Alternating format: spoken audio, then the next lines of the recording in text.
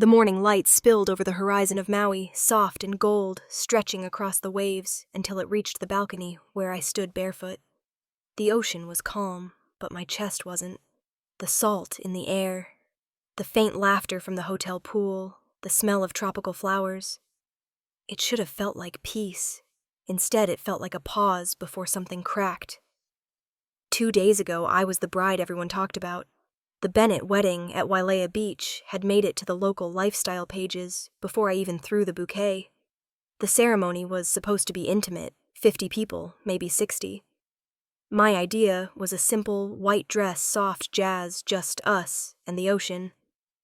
But that dream vanished the moment my parents took over. My mother, Margaret Bennett, insisted it was a once-in-a-lifetime celebration, which in her language meant photographers, caterers flown in from Los Angeles, and at least 2 magazine editors among the guests. My father, Richard, loved every second of it. During the reception, he raised his glass and announced, "Here's to the Bennetts, because everything we build lasts." It wasn't about me. It was about them. It always had been. From my seat at the head table, I smiled for the cameras. My cheeks hurt. My hand rested on Daniel's under the table, the only thing grounding me. He leaned close and whispered, "Remember, this is your day." I nodded, but when I looked around at all the guests, investors, clients, socialites, I realized none of them really knew me. They knew my parents. I was just another piece of their brand. The night dragged on with speeches about family, legacy, charity, success, not a single one about love. Every time someone toasted, my mother beamed like she was the one getting married. I watched her laugh, the pearls around her neck gleaming in the candlelight, and I wondered if she even noticed how little space there was left for me in my own story. Later, when the band played the final song and the guests began to leave, Daniel slipped his arm around me. "Let's go pack," he said softly. "Tomorrow, it's just us." His voice felt like oxygen after a long time underwater. We left the ballroom, the noise fading behind us, and walked the path back to the beach house my parents had rented for the weekend. The house smelled of roses and champagne. The ocean shimmered beyond the open windows. For the first time that day, I exhaled. Daniel set the suitcases on the bed, undoing his tie. "You did great today," he said, smiling. I laughed, but it came out thin. Did I? Because it didn't feel like my wedding. He kissed my forehead. "Tomorrow, we start over." Then the door opened. My mother stepped in, holding her phone like a trophy, smiling, as if she hadn't just stolen my wedding. "Perfect timing," she said. "I wanted to talk about the trip." "The trip?" Daniel asked. "Yes," she said lightly. "The honeymoon. Your father and I already booked our flights. Families should celebrate together, don't you think?" Daniel froze. "I'm sorry. Did you say you're coming?" My mother waved her hand dismissive. "Don't be silly." "Daniel, it'll be fun. We'll give you plenty of space." I stared at her, my mind scrambling for words. "Mom, it's our honeymoon." "I know," she said, still smiling. "You can't expect us to stay behind while you're in Hawaii. Besides, it's been ages since we've been there. And think of the photos, how beautiful the 4 of us will look together." I tried to laugh, thinking she might be joking. Then my father walked in behind her phone in hand, as if this were a business meeting. "Flights are confirmed," he said. "We'll see you there." Daniel looked at me. His expression was half disbelief, half anger. "Claire, this can't be real." I managed a brittle smile. "I thought honeymoons were for 2 people. My mother's tone softened, but her eyes didn't. "Don't be selfish, darling. Family is what matters most. You'll understand one day." And just like that, she turned and left, calling over her shoulder, "Don't worry, I'll handle the dinner reservations." The door closed, and the silence that followed was deafening. I sat on the edge of the bed, staring at the open suitcase, the white fabric of my dress spilling over the side. Daniel paced, rubbing his forehead. "I can't believe this. She's serious. They've actually booked flights." I tried to breathe. "If I tell them no, it'll turn into a war." He stopped looking at me. "Claire, it already is a war. They just don't know you've started fighting back yet." I didn't answer. I couldn't. Every part of me was trained to keep the peace, to avoid confrontation, to make my parents proud, no matter what it cost. He sat beside me, took my hand. "You're afraid of losing them," he said quietly. "But I'm afraid of losing us." The truth in his words hit hard. I looked at him then out the window. The ocean stretched endlessly under the moonlight, calm and silent, as if mocking the storm inside me. That night, I couldn't sleep. I lay awake, listening to the waves crash against the shore, the echo of my parents' voices still in my head. Family, legacy, perfection. I wanted to believe love was enough to drown them out. When I finally stood by the balcony, the wind was cold and the sky above Maui glittered with stars, my voice quiet, even to myself. I don't know it yet, but this silence, this is the beginning of the storm. The next morning, the gray Seattle sky pressed low, heavy with clouds that looked like they could burst at any moment. I sat at my desk in the studio, staring at my laptop screen. My coffee had gone cold an hour ago. The inbox pinged, an email from Pacific Air.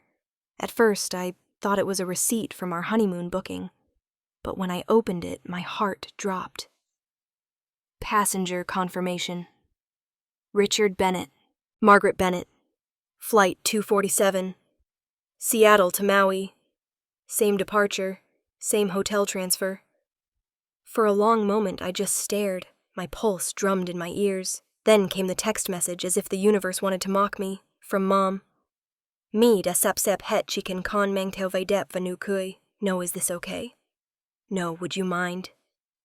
Just a command disguised as care. My fingers tightened around the phone. Across the studio, Emma, my assistant, was packing up fabric samples, humming softly to herself, completely unaware that my mother had just invited herself on my honeymoon. I tried to keep working, checking invoices, reviewing design sketches, but I couldn't focus. My chest felt tight like there wasn't enough air in the room. By noon, I closed my laptop and walked out. The rain had started. I drove to a coffee shop near Green Lake, one of those small places with fogged windows and a steady hum of espresso machines. Lydia was already there, sitting in her usual corner seat with a cup of chamomile tea. Hey, you look like you haven't slept, she said, smiling softly. I haven't, I replied, sliding into the chair across from her. They booked tickets. Your parents. I nodded. Same flight, same resort. My mom even texted me to just bring my smile. Lydia tilted her head the way therapists do when they already know the answer but want you to say it. How does that make you feel? I let out a shaky laugh. Like I'm still 12 years old. Like I'll never get to have a life that's just mine. She stirred her tea, unbothered by my sarcasm. What do you want out of this trip? Peace, I said. Just peace. But peace and my parents don't exist in the same sentence. Lydia smiled gently. You have permission to say no, Claire. You don't owe them your happiness to keep them comfortable. I shook my head. They don't understand boundaries. To them, love means ownership. If I say no, they'll think I'm ungrateful. And if you say yes, she asked quietly. I didn't answer. We sat in silence for a while, the sound of rain against the glass filling the space between us. When I finally looked up, Lydia was watching me with that same calm, grounded expression. Sometimes, she said, the only way to protect love is to step back from it. I nodded, even though it didn't feel like something I could actually do. That afternoon, I went back to the studio. Emma had left early. I turned on the lights, trying to distract myself by organizing color swatches. My phone buzzed again. This time, it was a notification from social media. My mother had posted a photo, 2 shiny airline tickets side by side with the caption, "Can't wait for our family vacation in Hawaii, family goals." There it was. Public. Perfect. Irreversible. Within minutes, Grace, one of her charity friends, commented, "You're the best mom ever. Your daughter is so lucky, Another friend added, "Can't wait to see pictures of the happy family in paradise." I felt the world tilt a little. They had turned my honeymoon into a PR stunt. By the time Daniel got home that evening, I was sitting on the couch, my phone in my hand, scrolling through the comments that kept multiplying under the post. He took one look at me and frowned. What happened? I handed him the phone. His jaw tightened as he read, "You're kidding me. She posted this." She even tagged the resort. He threw the phone onto the couch and rubbed his temples. "Okay, we're changing the flight. We'll leave early. What? We'll move the tickets up by a day. We'll get there before they do. If they show up, at least we'll have a head start to hide." I blinked. "Daniel, that's insane. They'll find out, and if they do, they'll think I'm rebellious." He gave a bitter smile. "Claire, your mom already thinks that every time you breathe without asking her permission." I exhaled slowly. "If they find out, it'll explode." He sat beside me, his voice calm. "Then let it. You can't keep living in their version of peace. It's not peace if you're the only one suffocating." I looked at him, the man who somehow always knew how to cut through the noise in my head. You make it sound simple. It's not simple, he said. It's necessary. He opened his laptop and started typing, pulling up our booking confirmation. We'll fly out early Thursday morning. I'll call the airline.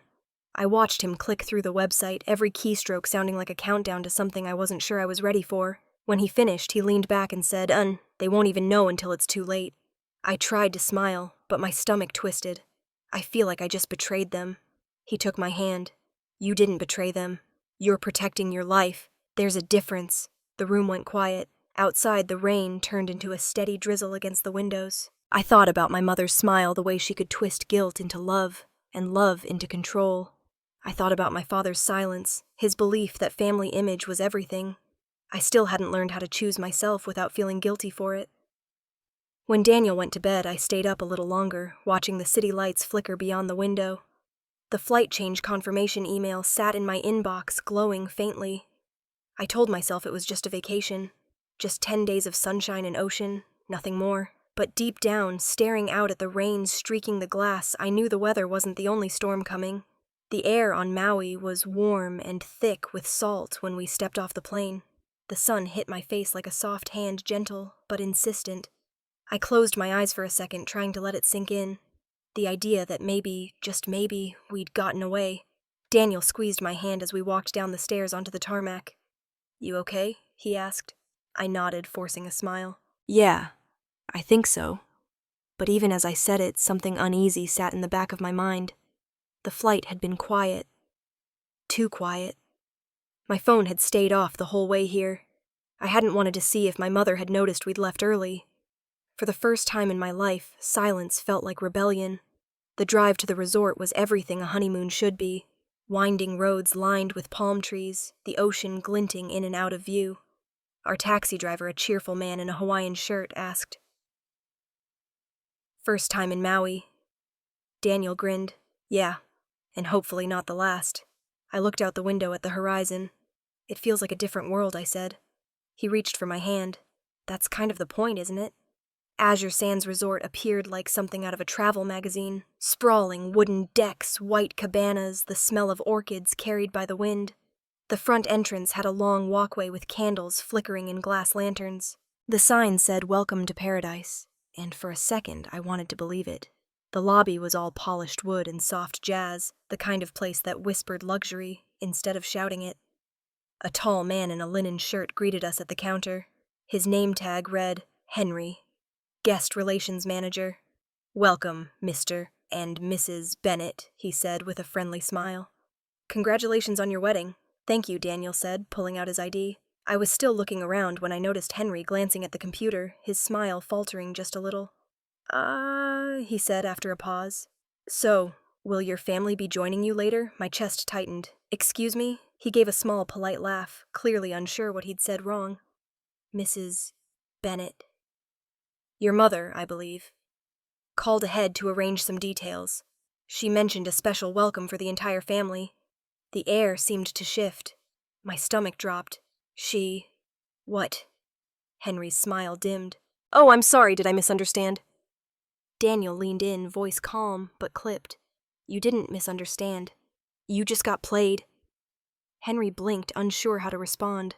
I forced myself to smile. It's fine. Thank you, Henry. Please just keep everything under my name. Only my name. He nodded quickly, clearly picking up the tension. Of course, Mrs. Bennett. Your suite is ready. Oceanfront as requested. As we followed the bellhop down the long hallway, Daniel whispered, So much for getting away early. I kept my voice low. They must have called the resort before we even left Seattle. He sighed. They're not psychic, Claire. They're just obsessive. Our suite was stunning. White walls, soft linens, a balcony that looked out over turquoise water.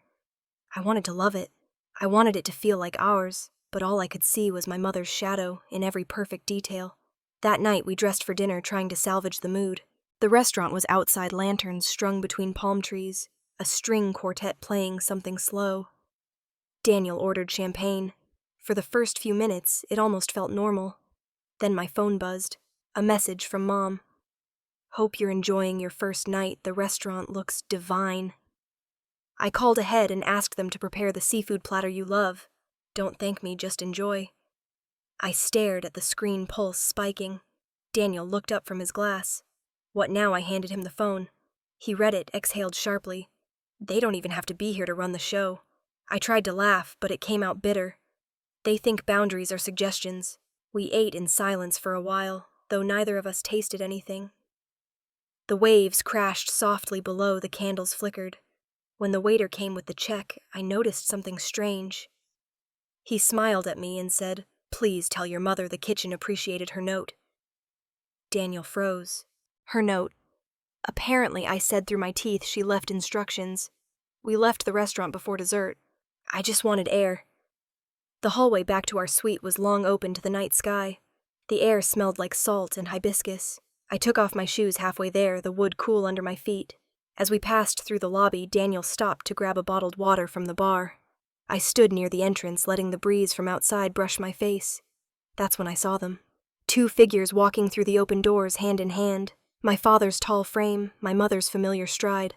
Both wearing leis like they were locals, smiling relaxed, as if nothing had happened, as if this was just another family vacation. For a moment, I couldn't breathe. They walked right past the concierge desk, chatting with a bellhop who seemed to already know their names. Margaret's laugh echoed across the lobby. Light practiced, perfectly timed. Daniel came back, noticed my expression, followed my gaze, and froze. "Claire," he whispered. I couldn't look away. Every part of me felt like it had turned to stone. They didn't see us. Or maybe they did and chose not to react. My mother stopped to adjust her sunglasses on her head, smiling at something my father said. They looked so at ease, like they belonged there. Like we didn't. My heartbeat thundered in my ears. Daniel touched my arm. "Let's go upstairs." I nodded, but my body moved before my mind caught up. We slipped into the hallway, keeping quiet until the elevator doors closed behind us. In the mirrored wall, I saw my reflection, shoulders tense, eyes wide. I whispered, half to myself, "They actually came." Daniel didn't answer. He just pressed the button for our floor, his jaw tight. As the elevator rose, I stared at the numbers climbing one by one and thought, I don't know whether to laugh or cry. A part of me still believed they wouldn't dare. When the doors opened, I stepped out first. The sound of the ocean rushed in through the hallway windows. My heart hadn't slowed down. I walked quickly barefoot again, the floor cold under my feet. Behind me, Daniel called quietly, "Claire, slow down." But I didn't. I couldn't. Every step felt like running from something that had finally found me. The next morning, the sunlight poured through the curtains, too bright to feel comforting. Daniel was still asleep beside me, the soft rhythm of his breathing steady against the sound of waves outside. For a moment, I let myself believe it would be a normal morning. Then my phone buzzed, a message from the front desk reminding us that our breakfast reservation was confirmed for 2. 2. I sat up slowly, a hollow laugh escaping before I could stop it. "They're here," I whispered. Daniel stirred. "Who?" He mumbled. I didn't answer. He already knew. We walked to the breakfast area a little after 8. The air smelled like coffee and sea breeze, and for a fleeting second it felt peaceful. Then I saw them. Margaret and Richard Bennett were sitting at a corner table, looking perfectly at home, their plates already half full. When my mother spotted us, she waved enthusiastically. Surprise. Her voice was bright enough to turn heads. A few nearby guests smiled, thinking they'd stumbled into a heartwarming family reunion. I felt Daniel's hand tighten around mine. Richard stood pulling out a chair for me. What a coincidence, huh? Guess we just can't stay away from our favorite daughter. I forced a smile. Favorite, you only have one. He laughed loudly, too loudly, drawing even more attention. Exactly. That's what makes you special. Daniel and I sat down because standing there in shock would have made a bigger scene. I could feel the weight of every curious eye around us. My mother, of course, thrived on it. She dabbed her lips with a napkin and leaned over to the couple at the next table. Our daughter just got married. We're here to celebrate together. Isn't that lovely? The woman smiled politely. Congratulations. Margaret beamed like she'd won something. I couldn't eat. I stirred my coffee until the foam disappeared. Daniel shot me a look that said we should go, but I couldn't move. Not yet. So Richard began cutting into his pancakes. How's business going? Still working on that design studio. It's going fine, I said quietly. I've been thinking. He continued, ignoring the strain in my voice. Maybe it's time you rebrand. Make it more polished. Something like Bennett Design Group. That has a nice ring to it, don't you think? Daniel set his fork down. She already has a name for her company. Richard looked at him with a polite but dismissive smile. I'm just offering advice. That's what fathers do. I looked at him. You mean control? Margaret jumped in before he could respond. Oh, Claire, he's just trying to help you. Your father's worked hard to make our name respected. You could benefit from that. I don't want to benefit from it, I said. I want something that's mine. Her smile faltered. Don't be dramatic, darling. Everything we do is for you. I looked down at my untouched plate. My voice came out low but steady. It's funny. I used to believe that. The table went quiet. For the first time all morning, my parents didn't know what to say. Daniel squeezed my hand under the table, a silent reminder that we didn't owe anyone an explanation. We stood. Thank you for breakfast, Daniel said, polite but firm. As we started to walk away, Richard called after us. Claire, wait. I turned, bracing myself. He wiped his mouth, smiling like this was still some friendly family chat. You don't have to act like strangers. We're staying just down the hall. Maybe later we can grab drinks. Talk about that business idea. I took a breath. No, Dad. You shouldn't be here. The smile froze on his face. Excuse me. This is our honeymoon. You weren't invited. The people around us went silent. Even the clatter of dishes stopped for a beat. I felt my voice shaking, but I didn't stop. You've taken over everything else in my life. You don't get this too. Margaret blinked, her face caught between shock and indignation. Claire, people are staring. I don't care. Richard's expression hardened, his tone dropping to a low warning. You think you can tell us where we can and can't go? You're our daughter. Exactly, I said. Your daughter, not your property. For a moment, no one spoke. The ocean outside roared faintly in the distance, the only sound between us. Finally, Richard gave a thin, practiced smile. You'll regret talking to us like this. I felt Daniel's hand on my back, guiding me away. My mother called after me, her voice trembling now, not with sadness, but fury. You're being cruel, Claire. We came all this way for you. I turned once more, meeting her eyes. No, you came for yourself. We walked out. The lobby was bright and open, the glass doors letting in sunlight that felt too sharp. My legs moved faster, the sound of my sandals slapping against the floor echoing through the space. Daniel caught up, saying nothing, just walking beside me. Outside, the wind whipped my hair around my face. The sky was impossibly blue, the kind of blue that should have meant freedom. But I felt dizzy, trapped. I stopped near the edge of the boardwalk and gripped the railing. Daniel placed a hand on my shoulder. Hey, breathe. I did, in shaky bursts. The waves below crashed against the rocks, steady, indifferent. They don't know when to stop, I said quietly. No, he answered. They never have. I turned to look at him, my eyes burning. I can't keep doing this. Then don't. The wind picked up again, carrying the smell of salt and coconut sunscreen. Somewhere behind us, laughter drifted from the poolside bar, carefree and distant. I wished I could join it, wished I could be that kind of free. But all I could think about was the look on my father's face. The disbelief that I dared to say no. I used to think they loved me because I was their daughter. Now I know they only loved the version of me they built. I turned toward the ocean, letting the wind hit my face until the sting of it forced the tears back. Daniel stood beside me in silence. We didn't speak again as we walked back to our room. The sea roared louder behind us, and I couldn't tell if it was the sound of freedom or the start of another storm. Henry met us in the lobby that afternoon, his expression professional but kind. We've arranged another suite, he said quietly. It's on the upper level, faces the mountains, more private. I nodded, grateful but exhausted. Thank you. He hesitated for a second, lowering his voice. I understand. Parents like that, they often don't know when to stop. His words caught me off guard, gentle but heavy with truth. I managed a tired smile. You have no idea. Daniel carried our bags while I followed Henry through the quiet corridors. The new suite was smaller, cozier, with a view of the green ridges rising behind the resort. The sound of the ocean was faint here, replaced by the rustle of palm leaves and birds. It felt distant safe, for now. When Henry left, Daniel locked the door, then leaned against it for a moment, rubbing his forehead. I'm sorry, Claire. I should have seen this coming. It's not your fault, I said. They would have found a way no matter what we did. He crossed the room and put his hands on my shoulders. We'll get through this, okay?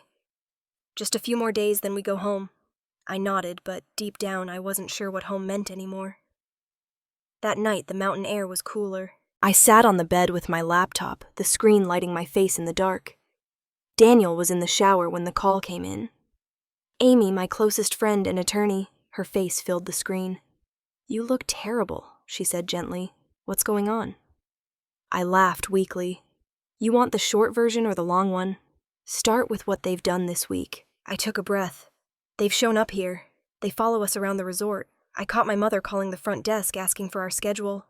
Spa appointments, dinner reservations, everything. Yesterday she left a note in the restaurant for the chef telling him what I should eat." Amy's brow furrowed. "Claire, that's harassment. This isn't a family disagreement anymore. It's an invasion of privacy." I shook my head. "I don't want to make it worse. If I push back, she'll explode. You know how she gets. Then let her." Amy said firmly, "They've crossed a line, not you." Daniel came out of the bathroom towel over his shoulders and heard the last part. "She's right," he said. "I don't want this to become public, but if they keep going, I'll talk to resort security." "This has to stop." Amy nodded. "You could even file a complaint if it escalates. They have no right to interfere." I swallowed hard. "They're my parents." "Amy," her tone softened. "And you're an adult. That doesn't make their behavior acceptable." We talked for another 10 minutes, mostly about boundaries, something I'd spent my life trying to draw and they'd spent theirs erasing. When the call ended, I closed the laptop and stared at the reflection in the screen.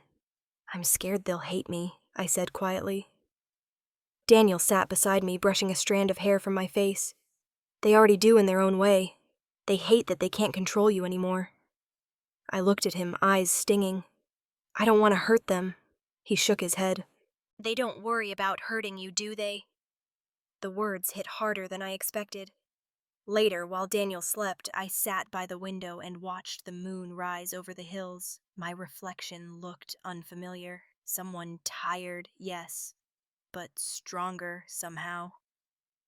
The thought scared me as much as it comforted me. The next morning, I needed space. I told Daniel I wanted to walk through the resort gardens alone. He offered to come, but I insisted. "I just need to clear my head." The paths wound between fountains and palms. Guests passed with towels and suntan lotion, laughing carefree. I envied them, their ability to exist without guilt. When I reached the lobby, the receptionist called out, "Mrs. Bennett, a message came for you." I hesitated before taking it. It was a folded note written on stationery from the resort, my name in my mother's handwriting. For a moment, I considered walking away. Instead, I opened it. "You're being cruel. We only came because we love you." "You're ungrateful, and one day you'll understand what that means. We just wanted to be near you." I stared at the words until they blurred. My hands trembled, but I felt no tears. Just a dull ache behind my ribs. I folded the paper twice, then tore it cleanly down the middle. The sound was louder than I expected. I walked to the nearest trash bin and dropped it in. When I turned around, I caught sight of something through the glass wall across the lobby. My mother was standing there half hidden behind a row of ferns watching me. Her expression shifted in an instant, from sorrow to something sharper, colder. Our eyes met for just a second. Then she turned and walked away. I stood frozen, the weight of what just happened sinking in. She'd seen me reject her guilt, and I knew that to her, that was the ultimate betrayal. I walked back to our suite in silence, the air heavy and still. Daniel looked up from the balcony when I entered. "Everything okay?" "Not really," I said. He waited, but I didn't explain. I sank onto the edge of the bed, rubbing my hands together, trying to warm them. I had finally broken the oldest rule: never make them sad. But for the first time in my life, sadness didn't feel like a sin. It felt like freedom. Daniel came inside, sat beside me.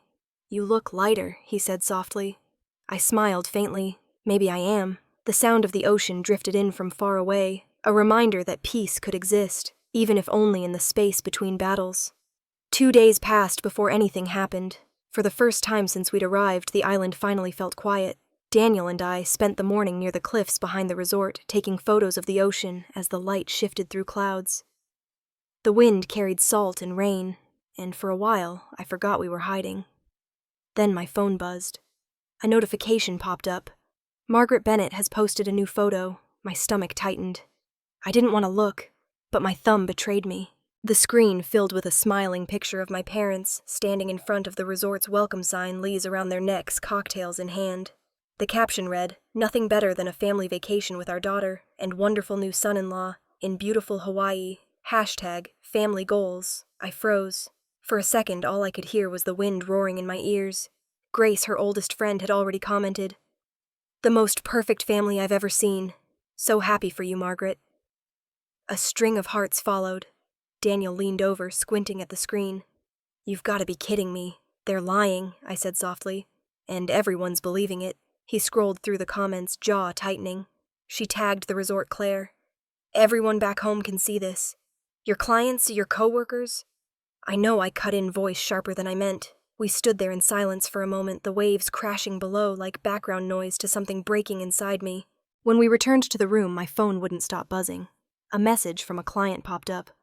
"Didn't know you worked with your parents' company now. Congrats on the collaboration." Another followed. "Looks like Bennett. Design is expanding. That's amazing." I sat on the edge of the bed. Numb, she's dragging my business into this. Daniel frowned. "You can't let her rewrite your life like this. Say something." "I can't," I whispered. "If I respond, it'll explode. If I don't, I look complicit." He crouched in front of me, his voice steady. "You can't spend your life protecting her version of you. This is your line, Claire. Don't let them define who you are." That night after he fell asleep, I lay awake staring at the ceiling fan turning slowly overhead. The glow from my phone lit the room faintly. I opened my mother's post again, scrolling through each image she'd uploaded. Every picture looked staged, me smiling awkwardly in the background, cropped from older photos. Our names hashtagged together, as though we'd shared this perfect family getaway. Her words dripped with sweetness, each one rewriting reality. In her world, there were no arguments, no boundaries crossed, just harmony and her control over it. I zoomed in on one of the photos. It wasn't even from this trip. She'd reused an image from our engagement dinner a year ago, editing the background to look tropical. The lie was so casual, it almost impressed me. My chest hurt the way it does when anger has nowhere to go. Sometimes pretending hurts worse than lying. I opened my laptop, staring at the blank space of a new post for a long time. My hands shook as I typed the first words. "This is not a family trip. This is our honeymoon, just the two of us. And no one, not even family, gets to define it for us." I read it twice, deleted it, then retyped it again. The truth looked too bold on the screen, too exposed. I hesitated, imagining my mother's face when she saw it. The guilt hit first, then fear, then something quieter, but stronger, relief.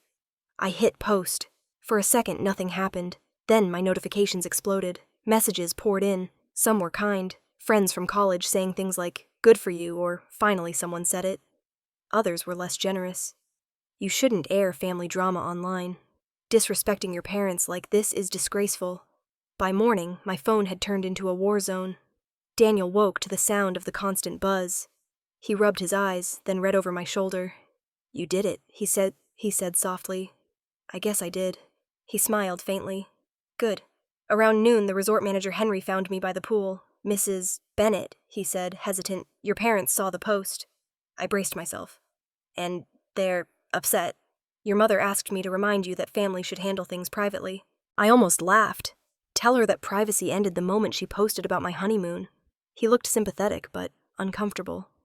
Understood. When I returned to the room, my phone was vibrating again. An incoming call. "Mom." I stared at it until it stopped ringing. Then it started again. And again. Daniel reached over, pressing decline. "You don't owe her that conversation." "I know." By evening, the post had gone viral, at least in the world of small-town gossip and charity circles my parents lived in. A headline appeared on a local lifestyle blog, "Daughter says no to her high-profile parents, the woman who drew a line." I read it twice, my stomach twisting. The article painted me as both villain and hero, depending on who was reading. Daniel sat beside me on the bed, scrolling through his phone. "They're calling you brave." I shook my head. "I'm not brave. I'm just tired." The phone buzzed again, this time a text from Grace. Your mother is heartbroken. You shouldn't have done this publicly. I turned the phone face down. Heartbroken, I muttered. She's heartbroken because she lost control. Daniel touched my arm gently. You did what you had to do. I looked at him then at the reflection of the ocean in the glass doors. The sun was setting the sky bleeding into orange and pink as if the island was trying to calm me down. I never wanted attention. I never wanted to be seen. But for the first time, the world wasn't looking at them. It was looking at me. I closed my laptop, the glow of the screen fading. Outside, the waves kept rolling in steady and endless, as if to say that even storms eventually quiet. But I knew this one hadn't even begun. The rain had started sometime after sunset, a slow drizzle that turned the air heavy and warm. The sound of it filled the quiet tapping against the glass doors of our room like a warning. Daniel and I had just come back from walking along the beach, the kind of walk where neither of us said much. The ocean was calm, but my mind wasn't. When we reached the room, I kicked off my sandals, my dress still damp from the mist. Daniel went to make tea, the kettle clicking softly in the background. I was about to change when there was a knock at the door. Loud, sharp, too urgent to be polite. Don't, Daniel said under his breath. But I was already moving. When I opened the door, they were standing there. My father first, tall, composed, every line in his suit pressed to perfection, even in the humid air. His jaw was tight, the kind of tight that came before a storm. My mother stood slightly behind him. Eyes red mascara, smudged at the corners. Claire, my father said, his voice low and cold. Do you have any idea what you've done? I met his eyes. I told the truth. The truth. He let out a sharp laugh. You humiliated this family. You made us look like fools. The board at the firm has already called me. They're asking why our daughter decided to announce to the entire world that she's ashamed of us. I took a step back. I didn't say I was ashamed. I said this trip was ours.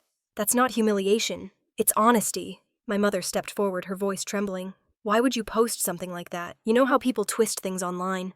Everyone thinks we forced you to bring us here. Didn't you? I said, softly. Her face crumpled for a second, then hardened.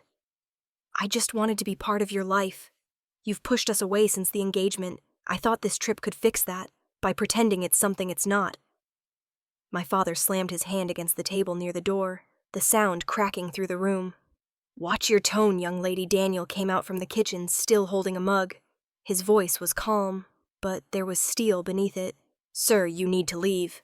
Richard turned on him instantly. Don't tell me what to do in my own family's business. You've been poisoning her against us since the day you met. Daniel didn't flinch. She's not poisoned. She's free. My mother covered her ears, as if the words themselves hurt her. Stop it, both of you. This is tearing us apart. Do you even realize you're killing me with this fighting? I stared at her, and something in me went very still. For the first time, I didn't see a mother in front of me.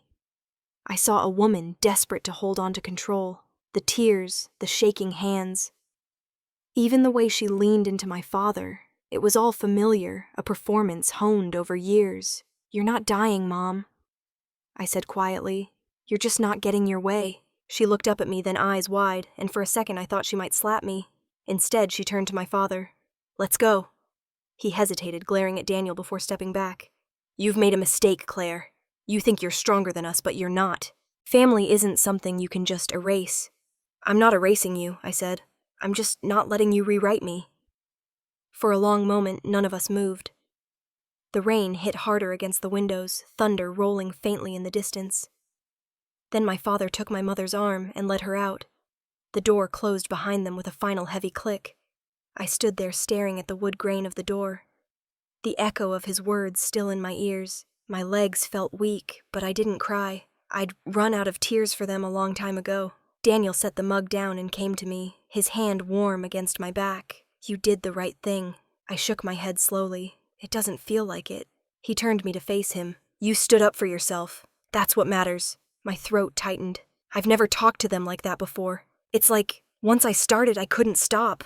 That's because you've been holding it in for years, he said. I nodded, breathing hard, the weight of everything pressing against me. The rain outside grew heavier, running down the glass like silver threads.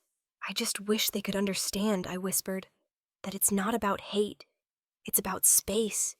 Daniel kissed my forehead. Some people think love means ownership. You're just teaching them it doesn't. We stood there in silence for a long time, the sound of rain filling the room. Eventually, he turned off the lights, leaving only the faint glow of the storm outside. They thought control was love, until the world saw it for what it was. My mom posted photos of our family honeymoon.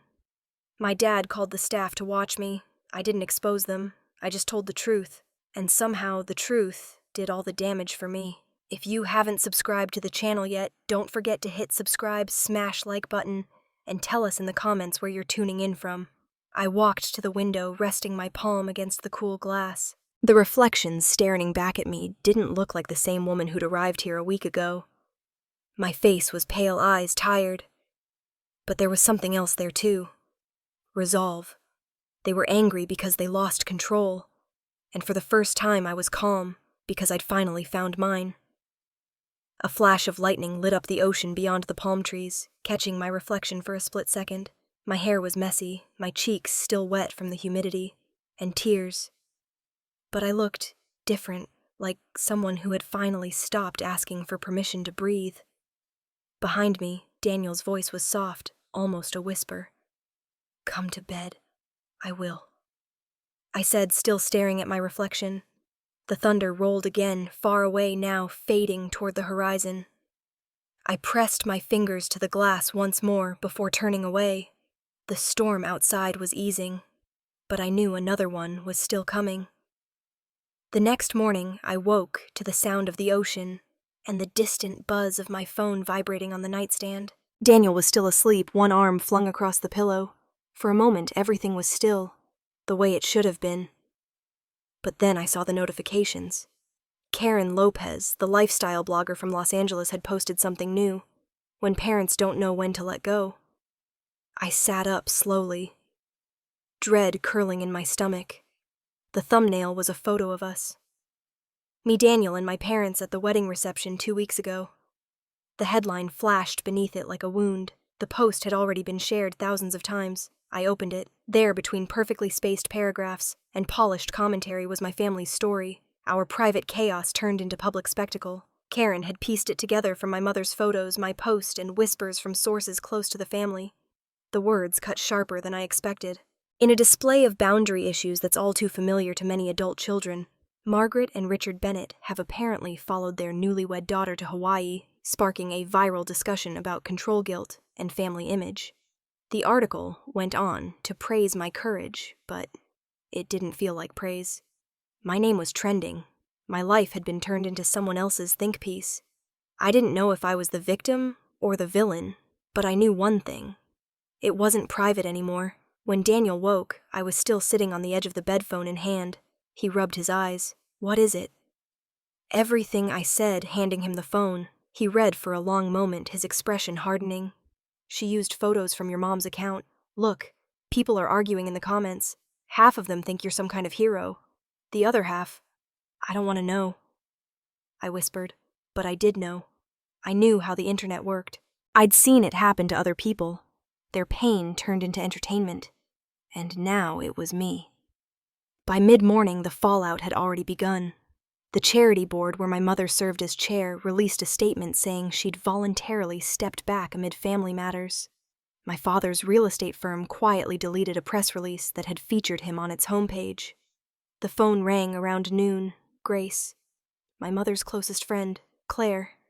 She started before I could speak. Her voice trembled. "Your mother's devastated. She hasn't stopped crying. Everyone's saying terrible things, calling her controlling, manipulative.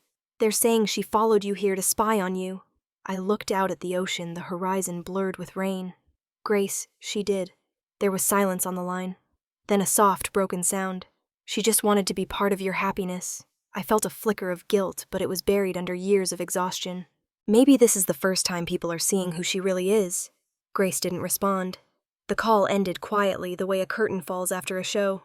Later that afternoon, there was another knock at the door. But this time it wasn't my parents. Amy stood there, her hair pulled back, her laptop bag slung over her shoulder. "I caught the first flight out," she said. "You look terrible." "I feel worse," I said, stepping aside to let her in. She sat at the table, pulling out a folder. "This has gone too far. You're not safe from them legally or emotionally. So I'm drawing up a cease and desist." I blinked. That's extreme. It's not a war, she said, meeting my eyes. It's a boundary. You're asking them to stop harassing you and to respect your privacy. That's all. Daniel joined us, listening quietly as Amy explained the document. It sounded simple. Too simple for something that carried so much weight. I don't want to hurt them. I said, my voice small. Amy sighed. Claire, they've been hurting you for years. All you're doing is asking them to stop. I stared at the line where my signature was supposed to go. My hands shook slightly. Daniel placed his hand on mine. You don't have to keep protecting them. The pen touched the paper before I had time to second guess. My name looked steady on the line, even though my heart wasn't. When Amy left, I stood by the window, watching the clouds move over the mountains. For the first time in days, I felt still. Somewhere across the resort, a notification pinged again. Richard Bennett had opened the email. I didn't have to see him to know what that looked like. His face turning red, the slow clench of his jaw. My mother silent beside him, probably already crying. A few hours later, I had an online therapy session with Lydia. The video call flickered as the connection stabilized. Tell me what happened, she said. I told her about the blogger, the documents, the silence after. Lydia nodded thoughtfully. When people lose control, they often call boundaries betrayal. I looked at the screen, my reflection small in the corner. Then I guess I'm a betrayer. Her voice softened. Or maybe you're just finally choosing peace. After the session ended, I sat by the balcony with my laptop. The sun was setting streaks of orange and pink spilling across the sky. I took a picture. The horizon framed by palms, the sea glowing like glass, and typed out a caption. Peace doesn't come from someone else's approval. I hit post. Within minutes, the notifications started again. Shares, likes, comments. But this time, I didn't check them. I closed the laptop and leaned back in the chair, the warm wind brushing against my face. Down below, a group of guests laughed as they took photos, capturing their own version of paradise. For the first time, I wasn't trying to prove anything. Not to them, not to anyone, just to myself. The light faded, leaving only the sound of the ocean steady and endless. Somewhere in the distance, thunder rumbled again, but it felt different now. Less like a warning, more like the world exhaling. Morning sunlight spilled across the room, the kind that should have felt soft and easy, but didn't.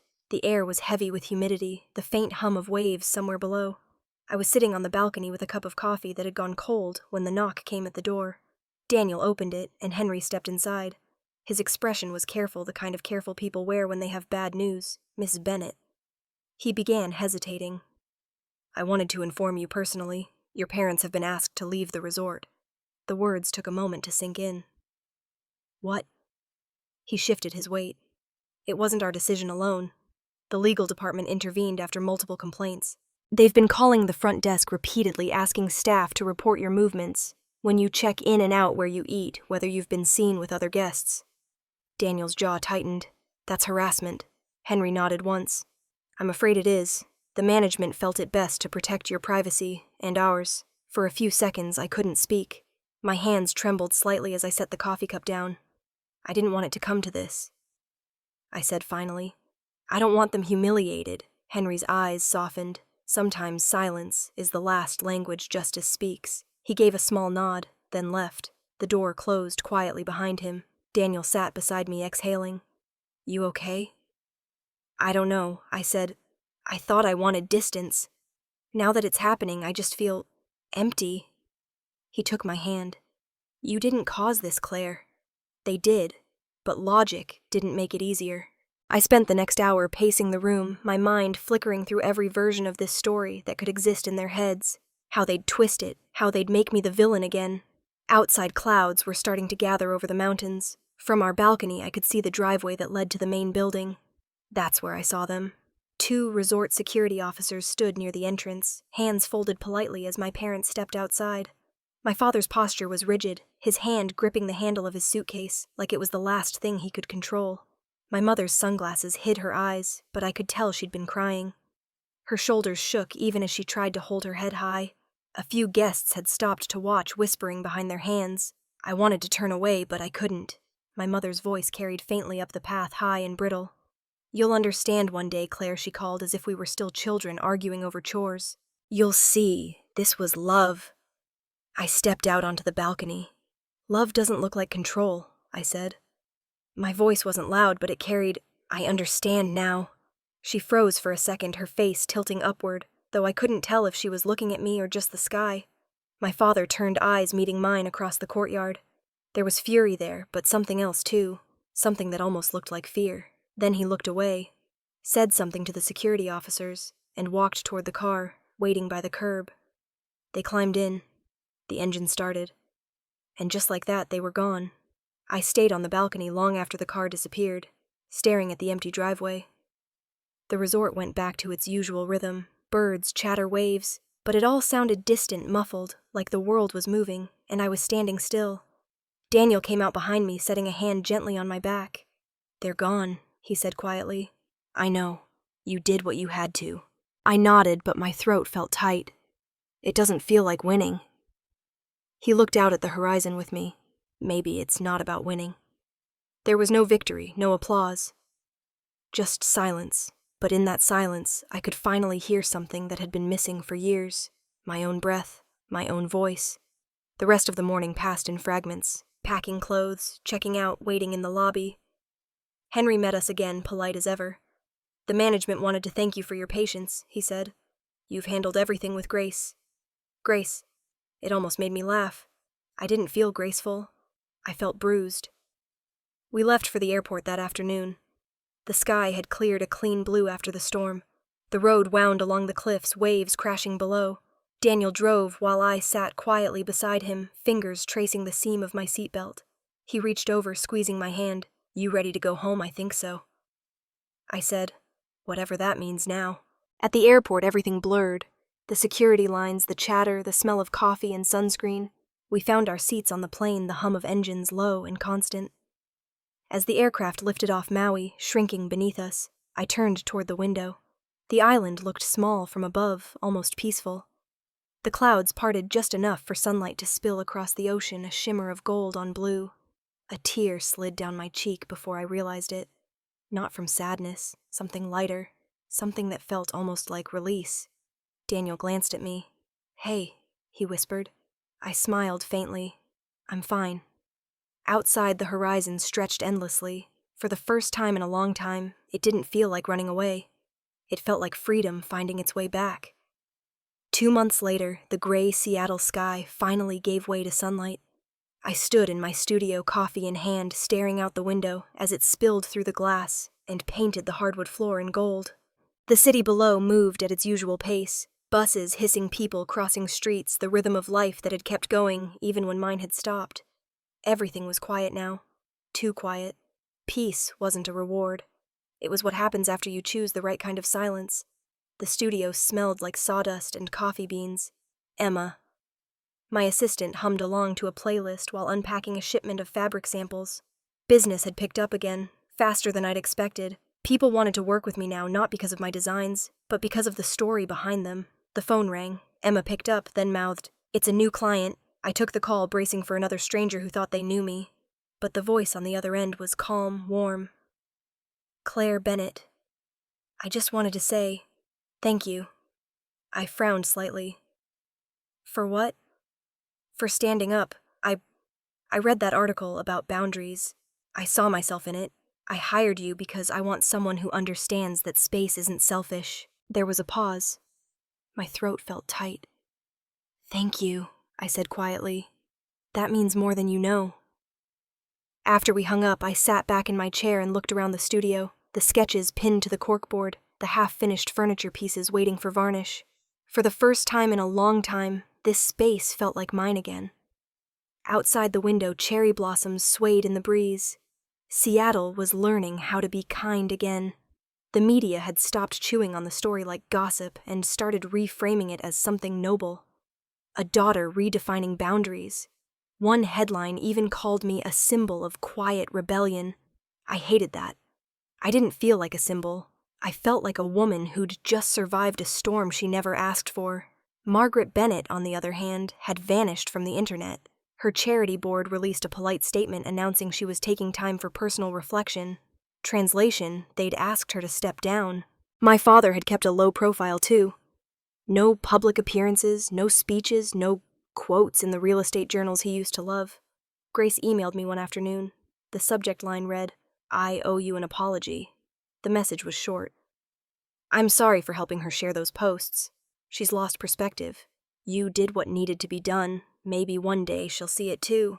I read it twice, then closed my laptop without replying. Some things didn't need answers. That evening, Daniel and I ate dinner at home for the first time in weeks. No noise, no interruptions, just us, and the faint sound of rain on the window. He poured me a glass of wine and asked, "Do you regret any of it?" I looked at him across the table. No, I just feel lighter. He smiled softly. You look lighter. We talked about everything else. New projects, the small weekend getaway we wanted to take, how normal things finally felt again. But under it all was the unspoken relief that our life was finally ours. After dinner, I stayed in the kitchen alone, washing the dishes. The hum of the dishwasher filled the silence. That's when I saw it, the white envelope sitting on the counter. No return address, just my name written in my mother's handwriting. Daniel must have brought in the mail earlier. I hesitated before touching it. My stomach tightened the way it always did when I saw her name. I opened it slowly. The paper inside smelled faintly of her perfume. We may never agree on what love looks like, it said, but I'm learning how to be a mother again. I hope you're well. The handwriting trembled, as if each word had been fought for. I read it twice, then folded it neatly and set it aside. The ache I expected didn't come, just a strange kind of quiet. I walked to the window, watching the city lights blink to life in the drizzle. The rain fell in soft streaks, the street lamps turning each drop to gold. I didn't need her apology, I didn't need her approval. I just needed this silence. The kind that doesn't ache anymore. Daniel called from the living room. You okay? Yeah, I said, just thinking. He appeared in the doorway, hands in his pockets. About her. About everything I admitted. He nodded once, then came to stand beside me, looking out at the rain. We didn't say anything else. We didn't have to. The world outside felt new again. Uncomplicated still. For the first time in years, my reflection in the window didn't look like a daughter trying to please anyone. It looked like a woman who'd finally stepped out of someone else's story and started writing her own. The smell of roasted coffee beans filled the small cafe near Capitol Hill, warm and comforting against the drizzle outside. Lydia sat across from me, hands wrapped around her cup of tea. She looked at me with that knowing smile that always made me feel like she'd already read the end of my story. I don't feel guilty anymore, I said, surprising even myself with how steady my voice sounded. She raised an eyebrow, stirring her tea slowly. Good. You know guilt is just a sign that you've stopped living to please everyone else. I smiled, leaning back in my chair. So that's what freedom feels like. Something like that, she said. It's quieter than people expect.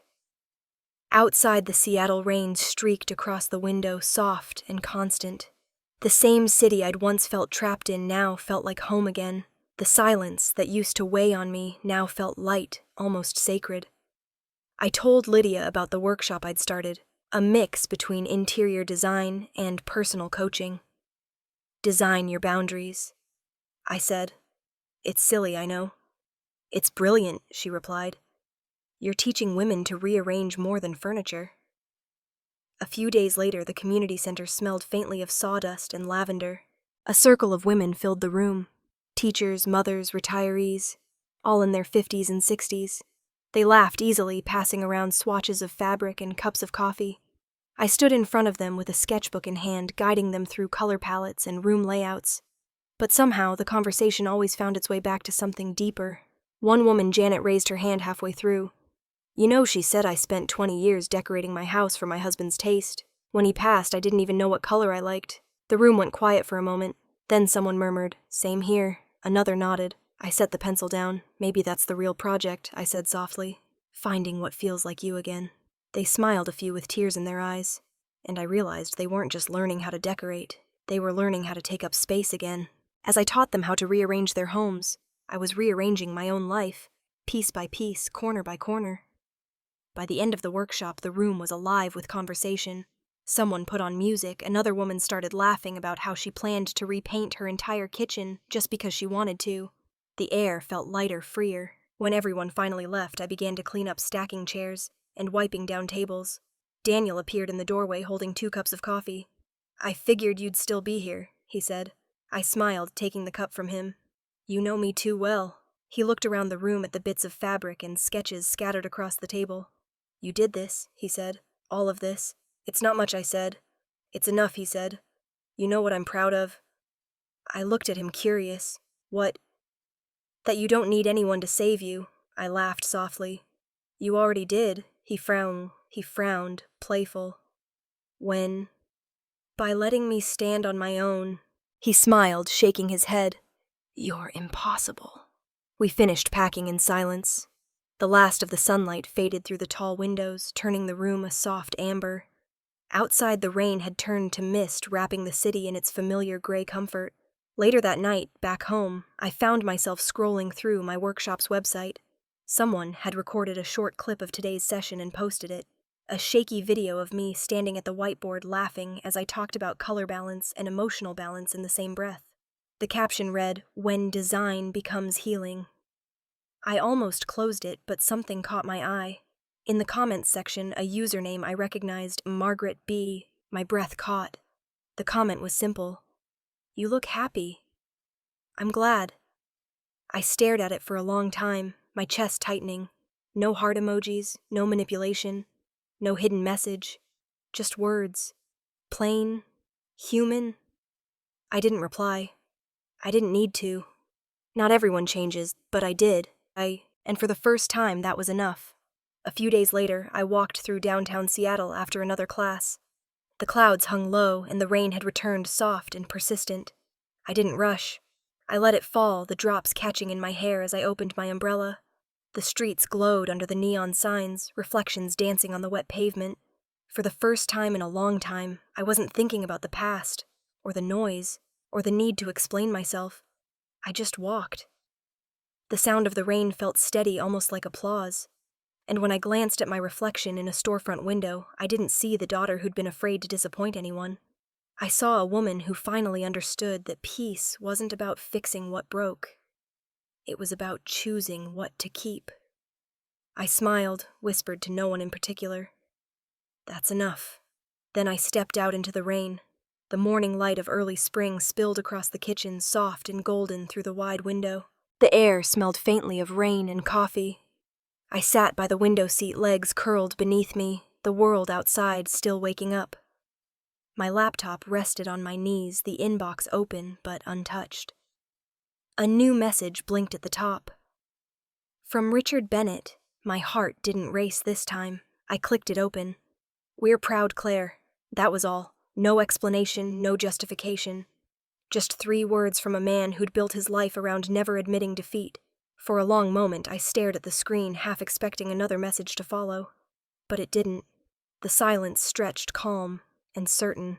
I smiled. Not bitterly, just softly, like someone who'd finally run out of storms. I closed the laptop. Justice isn't when they hurt.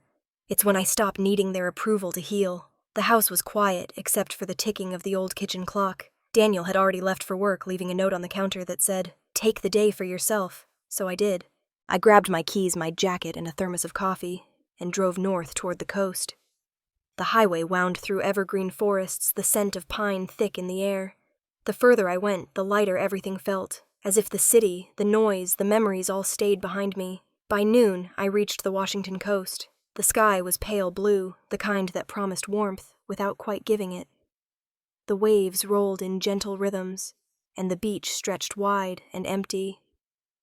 I parked near a dune, slipped off my shoes, and stepped barefoot onto the cold sand. The first touch of it was grounding, the kind of cold that woke you up but didn't hurt. I walked along the shoreline, letting the wind tangle my hair, my footprints trailing behind me until the tide began to erase them. Paradise isn't the place where no one hurts you. It's the place where you finally choose who gets to walk beside you. The sea smelled like salt and freedom. I took a deep breath, the air sharp and clean, filling spaces inside me I hadn't realized were still empty. Somewhere behind me, my phone buzzed in my jacket pocket. I ignored it. For once, I didn't need to know who wanted something from me. The waves came closer, kissing the hem of my jeans. I stood there for a long time, watching the horizon blur into the sky until I couldn't tell where one ended and the other began. I thought about my parents, not with anger anymore, but with a quiet understanding. They had loved in the only way they knew how, with control, with fear, with desperation, to stay needed. But love, like that, is a cage, not a home. Daniel's voice broke through the wind. You okay? I turned to see him walking toward me, his coat flapping in the breeze, hair wind-blown, that same patient smile that had carried us through it all. I didn't hear you drive up, I said. He shrugged. You didn't have to. I knew where you'd go. He stopped beside me, slipping his hand into mine. So he asked, Are you okay? I looked out at the waves again, their endless rhythm against the sand. Now I am, I said. He smiled, his fingers tightening around mine. For a while we didn't speak. We didn't need to. The ocean did all the talking, steady, forgiving, infinite. When the sun began to lower, painting the water in shades of orange and rose, I stepped forward until the foam brushed over my feet. The tide was cold, but it didn't sting. I closed my eyes, breathing in the salt, the sky. The sound of Daniel behind me. Everything I had fought for, lost and learned, seemed to condense into that one quiet moment. Sometimes peace is the loudest revenge. The camera would have caught it. The wind lifting my hair, the sunlight breaking through clouds, the faint smile that came without effort. But this wasn't for anyone else to see. It wasn't for social media or an audience. It was mine, Daniel called softly. Ready to go. I turned to him, nodded, and we walked back together, our footprints winding across the sand until the waves reached them again. As the wind carried our laughter away, the world felt lighter than it ever had. Black screen, text appears slow and steady across the silence. If you've ever felt guilty for choosing peace, remember, peace is not selfish. Fade out.